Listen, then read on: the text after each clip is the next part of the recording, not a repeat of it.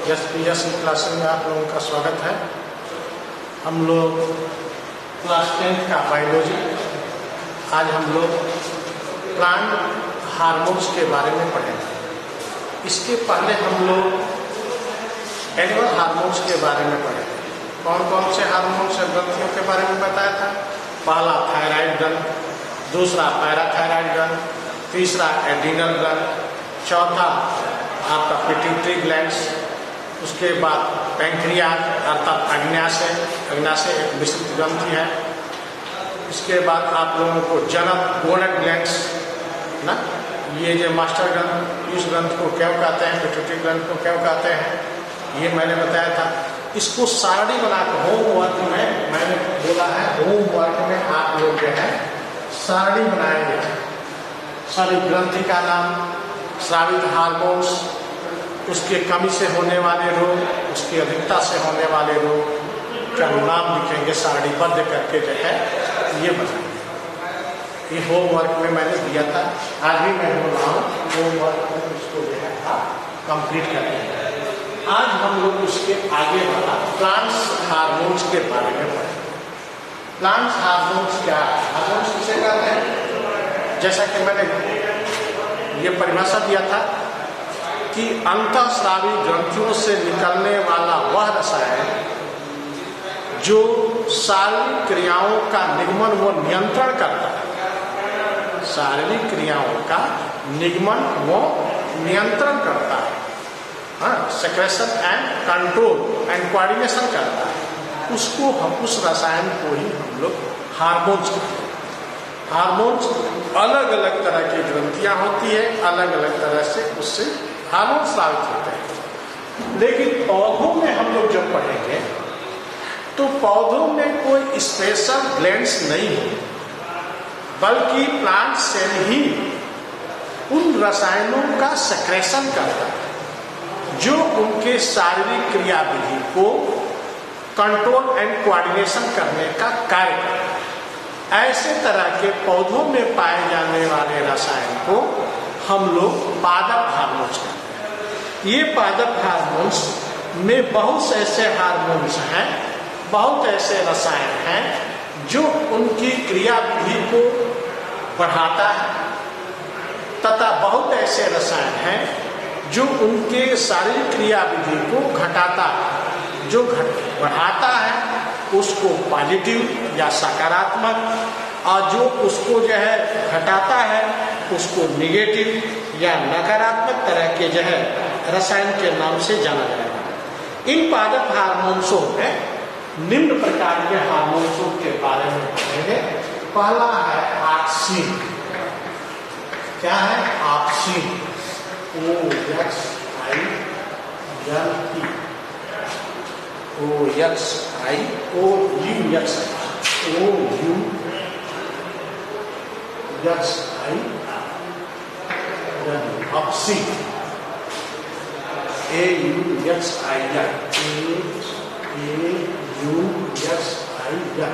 Oxygen.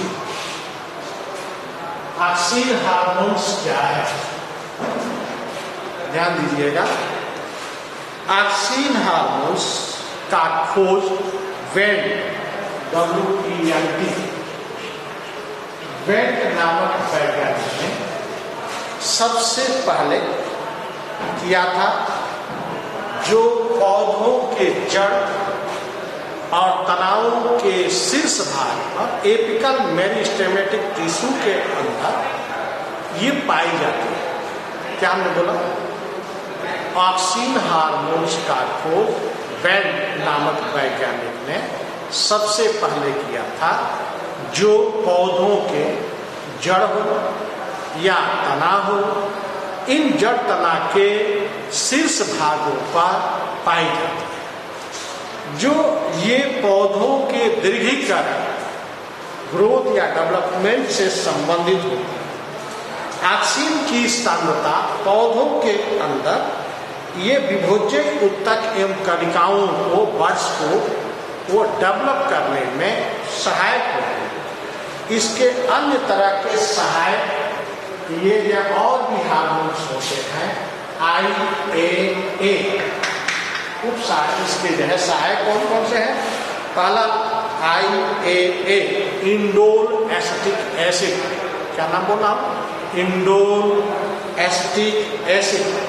IBA indole butyric acid, indole acetic acid. IAA indole butyric acid. IBA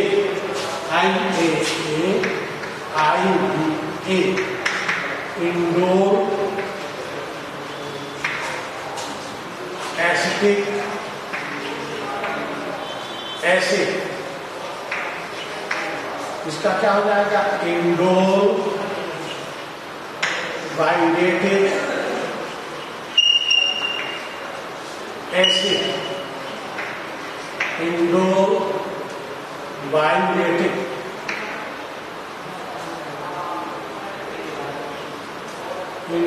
बायोरेटिक acid इसके सहायक होते हैं। ऐसे ही 2,4-डाइक्लोरोफिनॉक्सी 2,4-D इसका पूरा नाम 2,4-डाइफिनॉक्सी एथिलीन। फिनॉक्सी ये जो है एस्टिक, ये सब आते हैं। इस ऑक्सीन का कार्य क्या है? ऑक्सीन का कार्य, ऑक्सीन का कार्य हम लोग समझेंगे।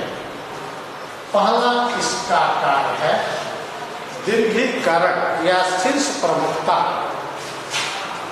शीर्ष प्रमुखता, शीर्ष प्रमुखता का मतलब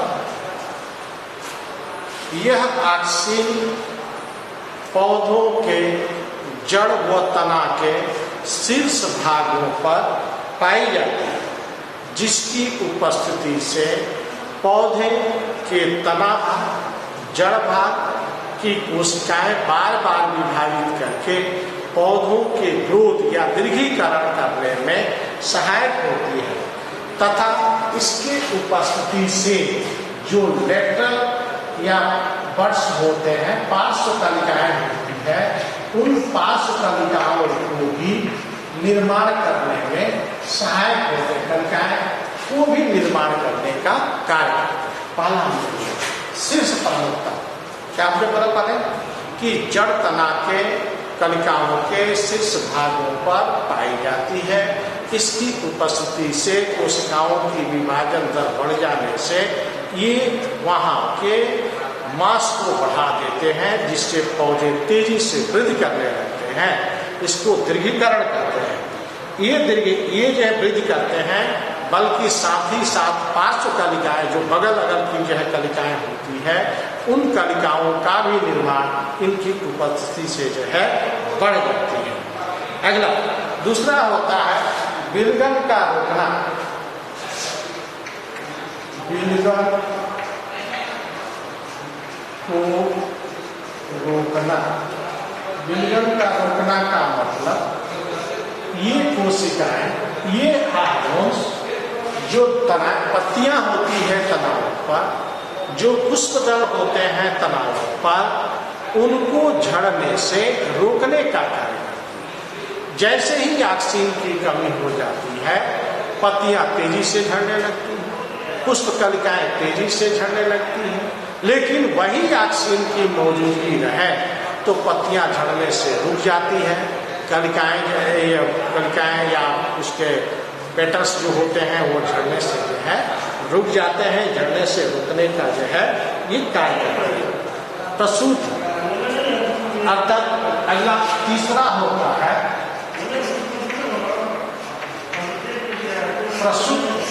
प्रसूति का मतलब, जैसे कि आप लोग जानते हैं कि बीज तुरंत प्रोडक्ट होकर के तुरंत उसको बोया नहीं जाता, बल्कि कुछ दिन तक वह रेस्टिंग पीरियड में रहता है, वह उसकी सुसुप्त अवस्था कहते हैं। ये प्रसूति अवस्था कहती है। तो ये जो है प्रसूति या सुसुप्त अवस्था की दर ये बढ़ जाती है। कब? जब ऑक्सीजन की कमी होती है तब। और जब यही ऑक्सीन हार्मोन की अधिकता होगी तो उस बीज के अंदर अंकुरण करने के लिए जो अंकुरित क्षमता होती है वो क्षमता बढ़ जाती है और रेस्टिंग पीरियड जो होता है वो उसका कम हो जाता है। अगला ये फोटोपोरोडियम अर्थात प्रकाशानुवर्तन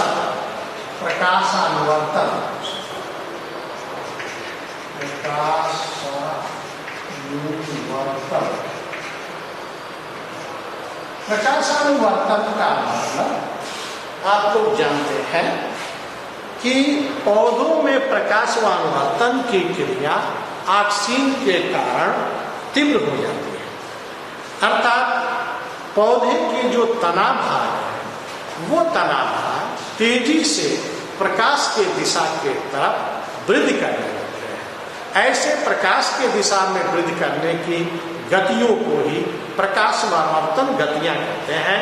यह प्रकाशानुवर्तन गतियां ऑक्सीन हार्मोन्स की उपस्थिति से तीव्र हो जाती है। अगला सेल डिवीजन, कोशिका विभाजन। कोशिका विभाजन क्या है? अर्थात पौधों के अंदर ऑक्सीन की उपस्थिति से पौधों की कोशिकाओं का विभाजन तीव्र हो जाता है और वो तुरंत उसकी प्रोफेज मेटाफेज जो विभाजन की प्रावस्थाएं होती है वो प्रोफेज मेटाफेज एनाफेज टेलोफेज जो है तीव्र गति से होने लगती है और बहुत जल्दी जो है यह सेल डिवाइड होकर डॉटर सेल का फॉर्मेशन जो है करने लगता है। अर्थात सेल विभाजन की दर जो है पहले की अपेक्षा जो है बढ़ जाता है। अगला खरपतवार नाशक के रूप में, खरपतवार नाशक या वीडसाइड्स उसको कहते हैं। वीडसाइड्स का मतलब ये पौधों इसमें एक ऐसा इसका सहायक है कि इनके द्वारा इसमें जो छोटे बीज वाले होते हैं वो वेस्ट अर्थात बेकार तरह के पौधे जो है मुख्य पौधों के साथ उड़ जाते हैं, उन पौधों को नष्ट किया जा सकता है 2,4-D के द्वारा। ये द्विपत्री के बीज अलग होते हैं, एक द्विपत्री के बीज अलग होते हैं। इन बीजों के शेप्स आकार के आधार पर हम खरपतवारों को नष्ट करते जाएंगे और दूसरे तरह के बीज जो उपयोगी है उसको शेप करते रहते हैं। अगला है अनिषेक फलन। अनिषेक फलन मतलब होता है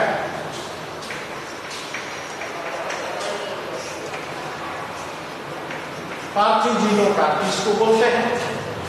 ऐसे तरह के पौधे जिनमें बिना निषेचन के ही फल का निर्माण हो सकता है, ऐसे पौधों को अनिषेक फल कहते हैं। कुछ पौधों में जैसे अंगूर है, केला है, इसमें बीज नहीं बनते, उनको आसानी से ऑक्सीन के छिड़काव करके उसमें बिना बीज बिना फल को ही हम ये बिना निषेचन को ही हम बीज का निर्माण फल का निर्माण है कर सकते हैं। ये ऑक्सीन के प्रभाव से तो कौन कौन से मैंने कार्य बताया? 6-7 कार्य। पहला शीर्ष प्रमुखता, इसका मतलब क्या हुआ? ऑक्सीन के प्रभाव से पौधों के जड़ तना पत्तियों के शीर्ष भाग तेजी से वृद्धि करने लगते हैं। दूसरा विलगन को रोकना, ऑक्सीन के प्रभाव से पत्तियां, पुष्प कलिकाएं, पुष्पदल इत्यादि झड़ने से जो रुक जाते हैं, उनका पतझड़ जो है जल्दी नहीं होता। प्रसूत बीजों के जो रेस्टिंग पीरियड होते हैं वह सुषुप्ता अवस्था कम समय के लिए हो जाती है ऑक्सीन के प्रभाव से, और यह है ऑक्सीन के प्रभाव कम होगा तो उसकी सुषुप्ता अवस्था अधिक समय के लिए हो जाएगी। प्रकाश अनुवर्तन, इसमें मैंने बोला कि ऑक्सीन के प्रभाव से पौधों की पत्तियां, पौधों के तनाएं जो है तेजी से प्रकाश के दिशा में जो वृद्धि करने लगते हैं, जिसको प्रकाश अनुवर्तन कहते हैं। वो प्रकाश अनुवर्तन की घटनाएं तीव्र हो जाती है। पांचवा मैंने कोशिका विभाजन बताया, अर्थात जो ऑक्सीन के प्रभाव से कोशिकाओं का विभाजन दर पहले की अपेक्षा जो है बढ़ जाता है, जिससे तेजी से वृद्धि करके वो पौधे अपने आकार प्रकार और परिमाण में जो है वृद्धि करते हैं। अनिषेक फलन, इसमें हमने बोला कि ऑक्सीन के प्रभाव से पौधों के अंदर बिना निषेचन के ही उसमें फल का निर्माण जो है हो सकता है, जिसको अनिषेक फलन कहते हैं। अगला खरपतवार को नष्ट करना, इसके सहायक 2,4-D ऐसे तरह के जो है ऑक्सीन के सहायक तरह के हार्मोन्स होते हैं, जो हार्मोन्स के प्रभाव से एक बीजपत्री दो बीजपत्री को बीजों के आकार के आधार पर एक बीजपत्री से दो बीजपत्री को बीजों को जला सकते हैं, नष्ट कर सकते हैं और अपने उपयोगी तरह के पौधों को जो है बचा सकते हैं, बेकार के खरपतवारों को जो है नष्ट कर सकते हैं। ये किसके बारे में मैं बोल रहा था? ऑक्सीन के बारे में। आपसे पूछा जाए ऑक्सीन कहाँ पाई जाती है, तो पौधों के शीर्ष भाग में। इसके दो सहायक हार्मोन्स का नाम बताइए, तो आप बोलेंगे IAA इंडोल एसिटिक एसिड, दूसरा IBA इंडोल बाइलेटिक एसिड। ये हमने बोला इसका कार्य। अब इसके बाद ऑक्सीन के बाद दूसरा होता है जिबेरेलिन। दूसरा कौन सा है? जिबेरेलिन। पहला ऑक्सीन का बोला था, दूसरा जो है जिबेरेलिन। जिबेरेलिन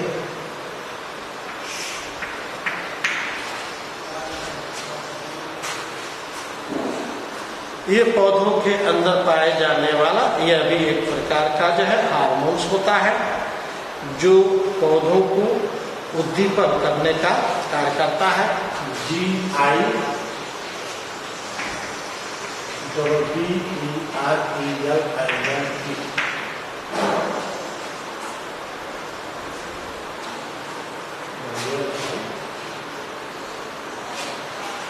जिबेरेलिन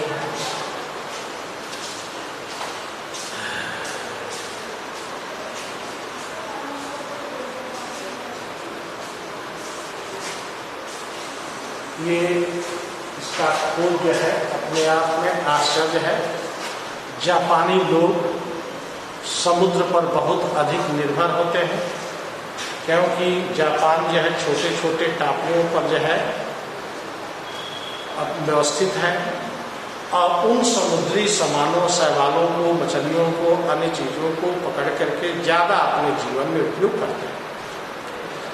इसमें धान की खेती कर रहे थे। उस धान की खेती में एक ऐसा तरह का कवक आ गया जहां वो शैवालों को अंदर कवकों को रखे थे, वहां की धान बड़ी बढ़ गई और जहां पर उन शैवालों में पाए जाने वाले कवक नहीं थे, वो शैवाल वहां के धान जो है बौने लगे।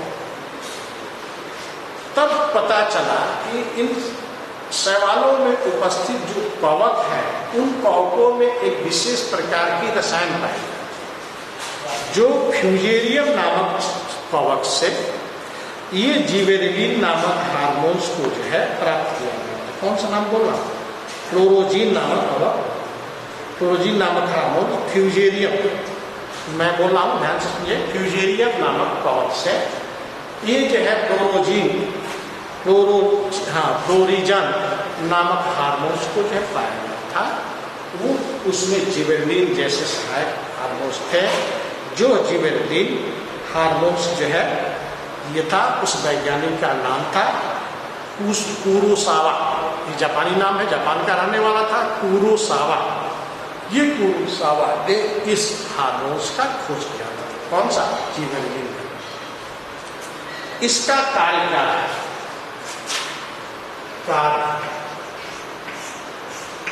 कार्य में पहला यह भी दीर्घीकरण करने का कार्य करता है। अर्थात दीर्घीकरण का मतलब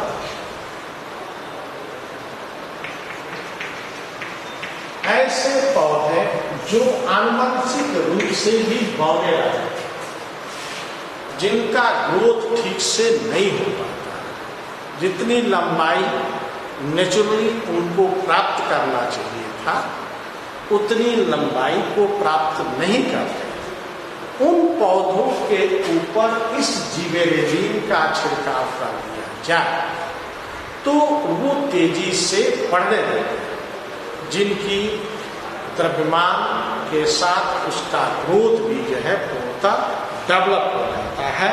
इसको हम लोग जिबेरेलिन GA के हार्मोन्स के नाम से जानते हैं। और उनकी कलिकाएं, पत्तियां, तनाएं तेजी से जो है वृद्धि करते हैं ना। पादपों में पुष्पन, पादपों में पुष्पन, फ्लोरिंग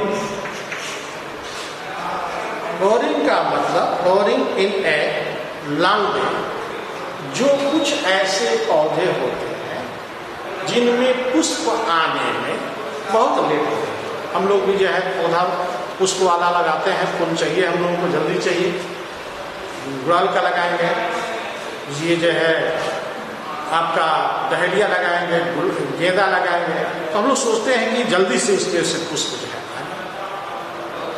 तो ये पुष्प जो है निकलने के लिए कुछ पौधों के अंदर रेस्टिंग पीरियड बढ़ गया, ज्यादा समय लगता है। लेकिन जैसे ही हम लोग जिबरेलिन का छिड़काव करते हैं तो उन पौधों के तनाव पर पुष्प जल्दी से आ जाते हैं, उनका रेस्टिंग पीरियड जो है कम हो जाता है और तेजी से जो है पुष्पन की क्रिया जो है बढ़ जाती है। अगला प्रसुप्ति अवस्था को कम करना।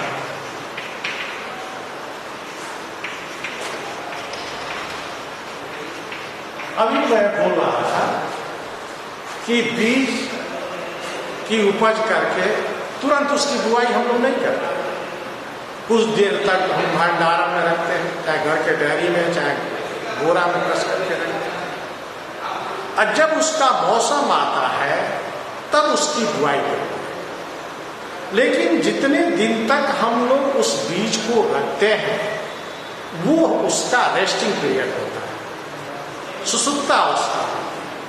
ये सुसुप्ता अवस्था कुछ बीजों में ज्यादा होती है, कुछ बीजों में कम होती है।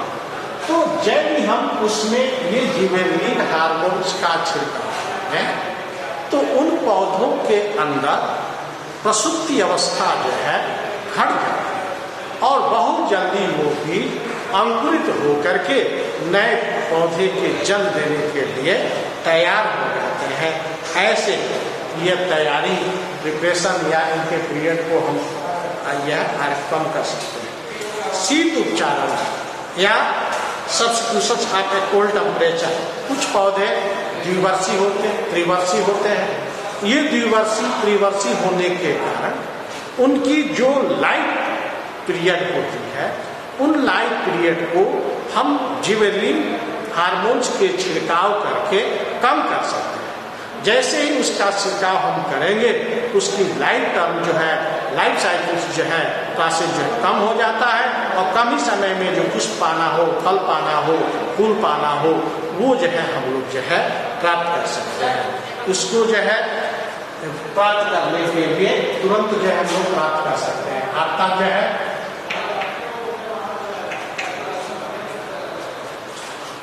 इसके बाद हम लोगों का है बीजों का अंकुरण। बीजों का अंकुरण, बीजों के अंकुरण के लिए, बीजों के अंकुरण के लिए यदि हम इन पर जिबरेलिन हार्मोन्स का छिड़काव करें तो जो अंकुरण का टाइम है, अंकुरण का रेशियो है, दोनों बढ़ जाए। कम समय में बीजों का अंकुरण तीव्र हो जाए।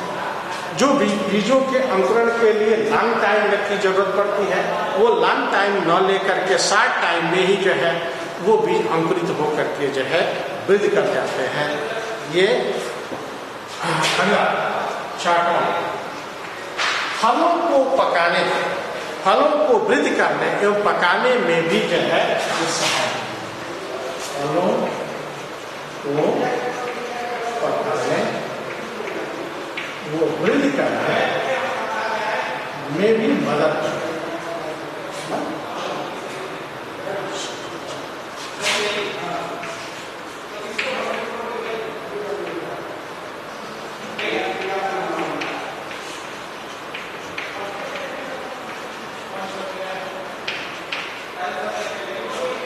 ये मैंने आप लोग को 6 पॉइंट बोला, इसके कार्य करना कौन कौन सा।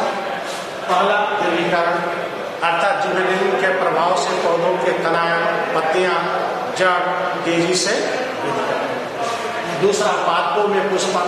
इन जिबरेलिन के छिड़काव कर दिया जाए तो पौधों में जो पुष्प आना है वो बहुत जल्दी पुष्प जो है आ जाएगा।